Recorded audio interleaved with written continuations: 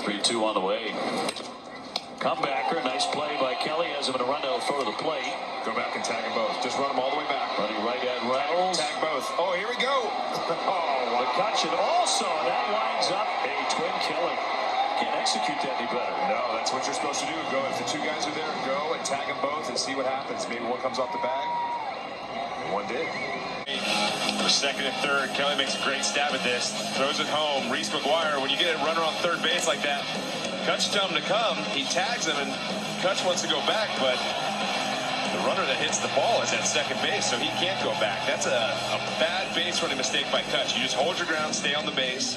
But what you're taught is to run the guy back to the base, tag both base runners, see if one comes off, and then try to tag again to try to get a double. If the leading runner on the play has a force out at the next base, then he is going to be the one who gets called out whenever he is tagged. So let's say there are runners on first and second base, and there's a ground ball hit to the shortstop right in front of the runner who started on second base. Thinking he's probably going to get tagged out, the runner just decides to turn back around and go back to second base, ignoring good fundamentals and his third base coach who's probably losing his mind about now.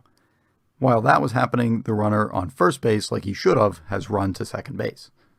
Seeing that there are now two players on second base, the shortstop's probably just going to walk over and tag both of them, which is important, but we'll come back to that in a second. So because the runner who started on second base is the leading runner in this situation, and he has that force out at third base, he will be the one called out, and the runner who started on first is entitled to second, so he will be safe. On the other hand, if there is no force out for that leading runner, then the trailing runner will be out. So let's say we have a second scenario, but the same situation. Again, runners on first and second. This time, though, the pitcher turns around to make a pickoff attempt at second base. There's some kind of rundown that's too complicated to animate in PowerPoint, and the runner gets back to second base. But amidst that chaos, the runner from first has run to second base, and now both runners end up again on the same base.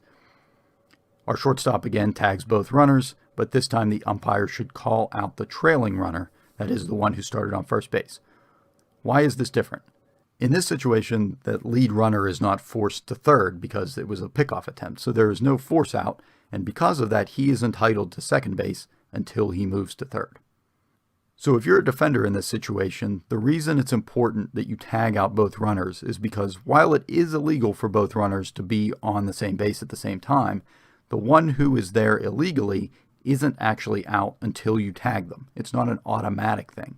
Because of this, just play it safe, tag them both, and let the umpire sort it out. You may even get lucky with a couple runners who don't know the rules. This may lead them to step off the base, at which point you can tag them out because they are off the base.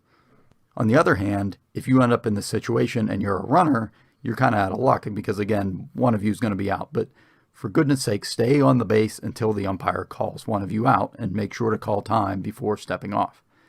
So, to recap, if two runners end up on the same base, if the lead runner is forced to the next base, then he is out once he is tagged. If, on the other hand, there is no force out for that lead runner, then he is entitled to the base. Thus, the trailing runner will be the one who is called out.